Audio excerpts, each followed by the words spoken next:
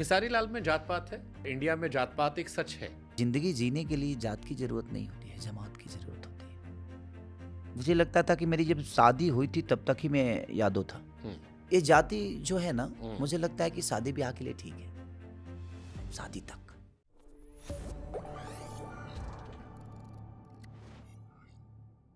खेसारी लाल में जात पात है क्योंकि जिस जाति से आप आते हैं वो बड़ी यूनाइटेड जाति है और इंडिया में जात पात एक सच है। आप कितना भी इग्नोर करें वो सच है, उसको आप इग्नोर नहीं कर सकते। बिग बॉस भी कई लोग गए हैं, वो भी तब तक बाहर नाम नहीं ले रहे थे, अब नाम लेना शुरू किए हैं कि हमारी जात वाले हमको जरूर देखें। ये इससे बड़ा फायदा होता है। आपकी इंडस्ट्री में काफी है। आपके अंदर है व्यक्तिगत या बाहर निकल कर हित मित्र बन गए तो अब लगता है कि नहीं, आदमी बढ़िया होना चाहिए, जात का फर्क पड़ता है? मुझे लगता था कि मेरी जब शादी हुई थी तब तक ही मैं यादो था। उसके बाद कलाकार बन गया बाबा, और कलाकार की कोई जात होती नहीं। बढ़िया खूबसूरत लाइन जोड़ी है। उस समय तक ये जाति जो है ना, मुझे लगता है कि शादी ब्याह के लिए ठीक है, शादी तक, बच्चों के शादी तक ठीक है। बट जिंदगी जीने के लिए जात की जरूरत नहीं होती है, जमात की जरूरत होती है।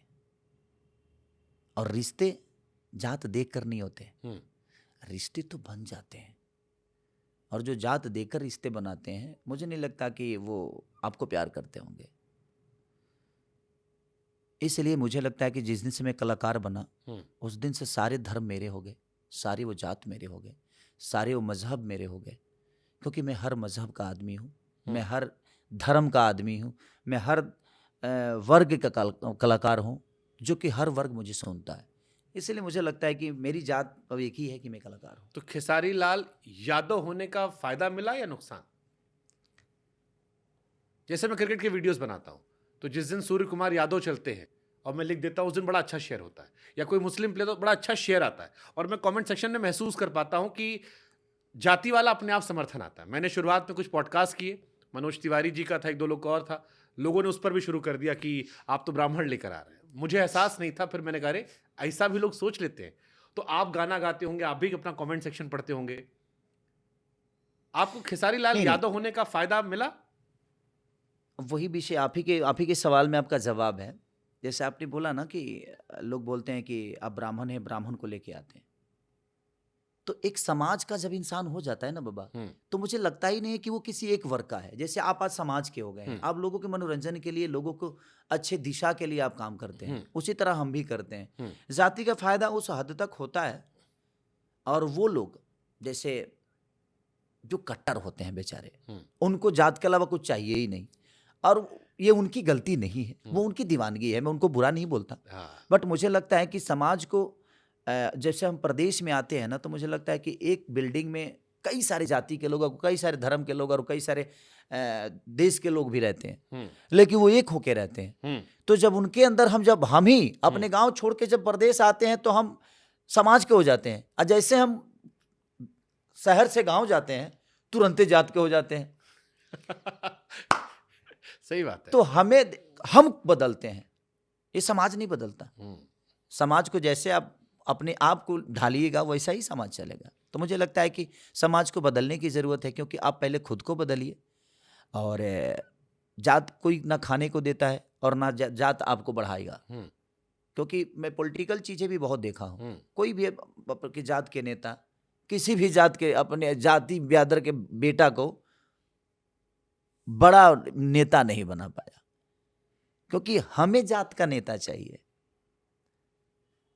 उस नेता को जात नहीं चाहिए, वो हर जात के लोगों को टिकट देता है, हर जात के समुदाय के लोगों को अपने पास बैठाता है, क्योंकि वो समाज का है। तो हमें भी अब आपने नेताओं दूर का से जिक्र किया, मेरे दिमाग में हमें घंटी देखना बजी। चाहिए। मनोज तिवारी 3 बार के सांसद, दिनेश लाल निरहुआ बीते सांसद बने थे, अब की हार गए। पवन सिंह लड़े, हार गए। सियासी रवि किशन सांसद गोरखपुर से पहली बार लड़े, वो भी हार गए थे, बाद में जीत गए, सांसद 2 बार से बने। आपके सारे जो कॉम्पिटिटर हैं वो चुनाव में गए, सांसद बने।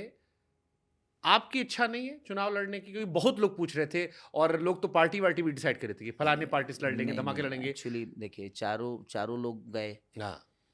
तो इन्हीं लोगों का है कि बाबू तुम 10 साल मत आओ। बोले कि 10 साल तुम मत आओ, क्योंकि तुम गए तो भोजपुरी खत्म हो जाएगी। भोजपुरी आखिर हीरो तो चाहिए ना।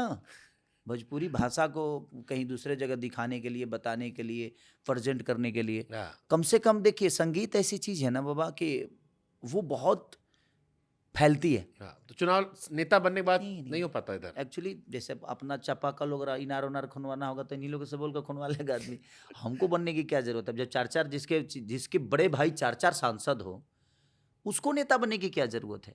मुझे लगता है खेसारी कि को इनकी जरूरत है, अभी तो खेसारी कह रहे हाँ, मैं इनका प्रचार करके खुश रहूंगा। इनको मैं देखिए वही भी बोला ना कि रिश्ते तो वो होते हैं जो अपनों को बड़ा बनते देखना हाँ। चाहता है, वो अपनों को खुश देखना चाहता है।